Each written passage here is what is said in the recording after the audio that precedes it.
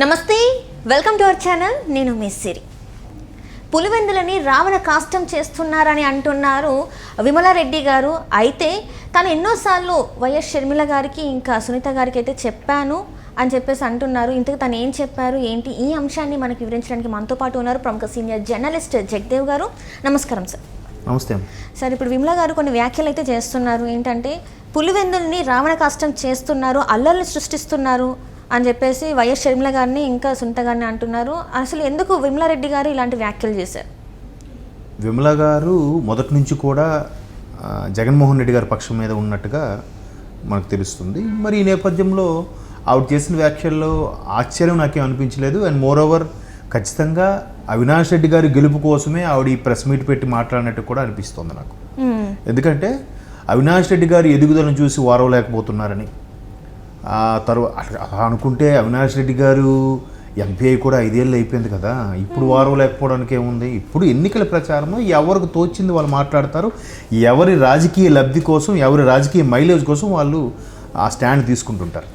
అయితే ఇక్కడ విమల గారు కంప్లీట్గా జగన్మోహన్ రెడ్డి గారికి, అవినాష్ రెడ్డి గారికి ఫేవర్గా మాట్లాడడానికే చెప్తూనే ఒక మేనత్తగా నేను వాళ్ళకి హెచ్చరించాను, మీరు నోరు అదుపులో పెట్టుకోండి, ఎందుకు బజార్కి ఈడుస్తారు మన పరువుని, లేదంటే మన కుటుంబ వ్యవహారాలను ఎందుకు రోడ్డు మీద పెడతారు, అలా కాకుండా మీరు సానుభూతి కోసం, ఓట్లాడడం కోసం రావణ కాష్టంలా మారుస్తున్నారు పులివెందుల్ని. మీకు అసలు రాజకీయ లక్షణాలు లేవు, నాయకత్వ లక్షణాలు అసలు లేవు. ఎస్పెషల్లీ షర్మిలాకి నిజంగా నాయకత్వ లక్షణాలు ఉంటే కొంగు పట్టుకుని అర్థిస్తారా? అర్థించరు కదా అన్నట్టుగా ఆవిడ వెర్షన్లో ఆవిడ చెప్తున్నారు. ఇప్పుడు నిజమే, కాసేపు ఆవిడ వెర్షన్ కరెక్ట్ అనుకుందాం. మరి రాజకీయ లబ్ధి కోసం షర్మిలా గారిని నానా రకాలుగా విమర్శించినప్పుడు, ఆమె మురుసుపల్లి షర్మిల అని, ఆవిడ వైఎస్ షర్మిల కాదు అని విమర్శించినప్పుడు, అలాగే షర్మిలా గారు కేవలం అనిల్ గారు మొదటి భార్యని, ఆమె పిల్లల్ని చాలా హింసించారని, ఈవిడ పిల్లలకి పెళ్ళి అయితే కానీ ఆవిడ పిల్లల్ని బయటికి రానివ్వకుండా చేశారని రకరకాలుగా విమర్శలు చేశారు కదా. మరి అవన్నీ చేసినప్పుడు అప్పుడు ఏమయ్యారు? ఈవిడ అప్పుడు కూడా కుటుంబ పరువు పోయినట్టే కదా. ఇప్పుడు పరోక్షంగా షర్మిలా గారిని ఎవరైతే విమర్శిస్తున్నారో అది అటు తిరిగి మళ్ళీ జగన్మోహన్ రెడ్డి గారికి, రాజశేఖర రెడ్డి గారికే తగులుతుంది కదా. ఇప్పుడు షర్మిలా గారు కాసేపు నిజంగా అనిల్ గారు మొదటి భార్య నుంచి ఏదో టార్చర్ చేశారో, టార్చర్ పెట్టారో అనుకుందాం కాసేపు. ఎవరి అండతో ఆవిడ చేసి ఉంటుంది అట్లా?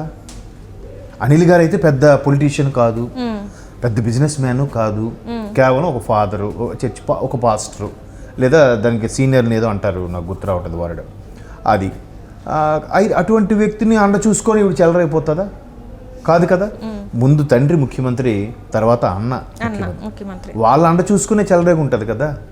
మళ్ళీ అప్పుడు మీ ప్రభుత్వం ఉన్నప్పుడు మీరు ఎందుకు అడ్డుకోలేదు? నెక్స్ట్ ఇప్పుడు ఈవిడ ఏం చెప్తున్నారు విమల గారు? కేవలం బంధువులను ఎవరిని దగ్గరికి రానివ్వలేదా జగన్మోహన్ రెడ్డి గారు? బంధువులు దగ్గరికి వస్తే పరిపాలన సవ్యంగా జరగదని, బంధువులకి ఆ పరిపాలన వ్యవహారాల్లో జోక్యం చేసుకోకూడదనే ఉద్దేశంతోనే అందరినీ దూరంగా పెట్టారట జగన్మోహన్ రెడ్డి గారు అని ఈవిడ చెప్పింది. అవినాష్ రెడ్డి ఏమవుతారు? బంధువే కదా.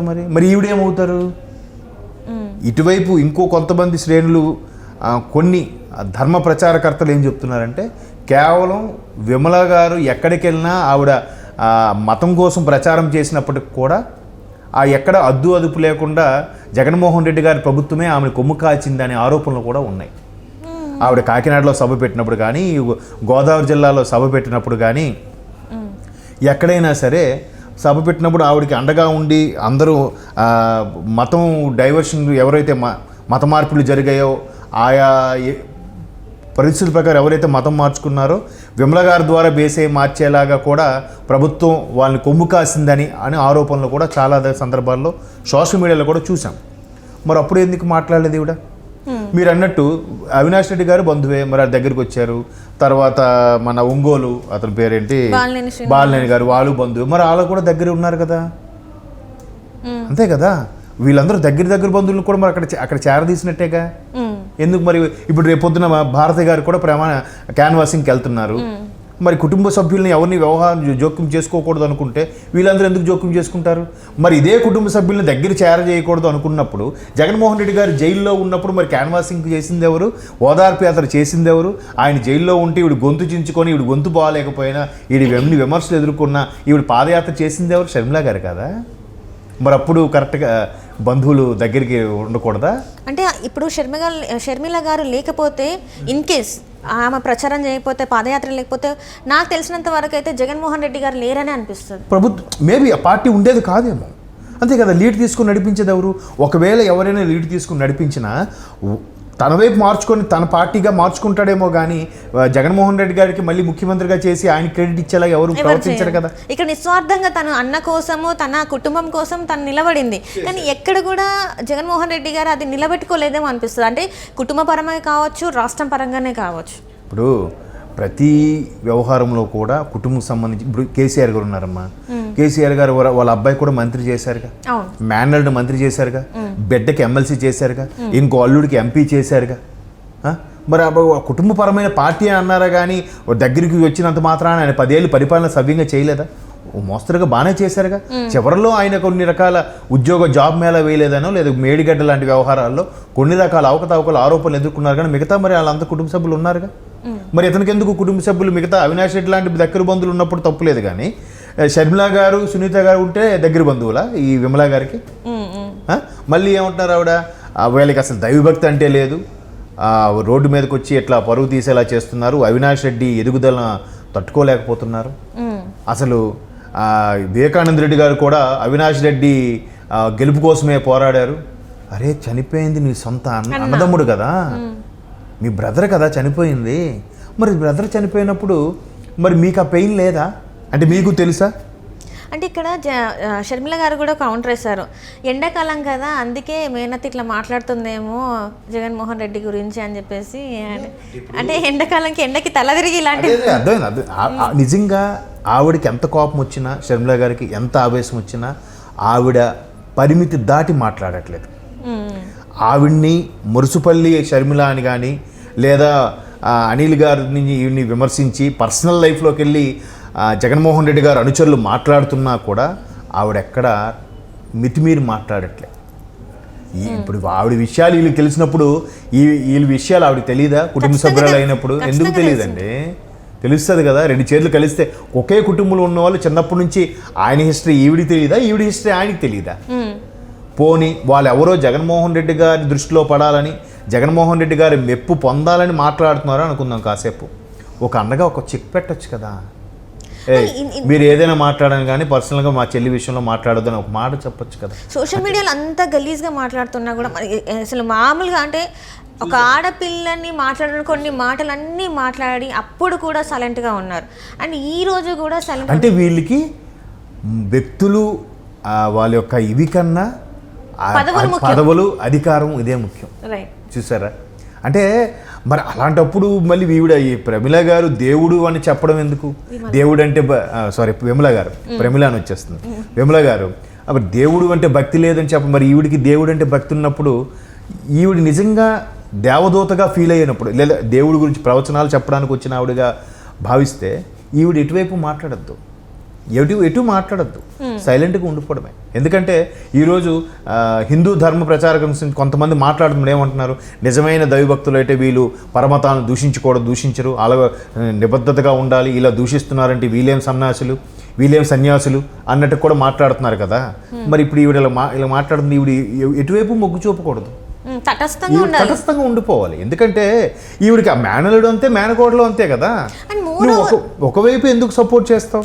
అండ్ మోర్ ఓవర్ తను కూడా ఒక ప్రశ్న అడగాలి కదా సార్. అంటే నార్మల్గా సొంత అన్నని ఎవరో హత్య చేశారు, హత్యకి గురయ్యాడు అన్న, మరి ఆ హంతకుల్ని పట్టుకోవాలి అని చెప్పి తిను కూడా అసలు మాట్లాడాలి గట్టిగా, అది కూడా లేదు కదా. ఎస్, మీరు బాగా అన్నారు. ఒకవేళ ఈవిడ నిజంగా సమాజ శ్రేయస్సు కోసమే లేదా వైఎస్ఆర్ కుటుంబ శ్రేయస్సు కోసమే కానీ ఈవిడు మీడియా ముందుకు వచ్చి మాట్లాడినట్టయితే, అసలు రాజశేఖర రెడ్డికి స్వయాన తమ్ముడు, ఈమెకు ఒక అన్నదమ్ముడు, ఆయన చనిపోయినప్పుడు ఏం జరిగింది, అసలు అటువంటి వాళ్ళని క్షమించొద్దు అని ఒక్కడైనా స్టేట్మెంట్ ఇచ్చింది ఈవిడ?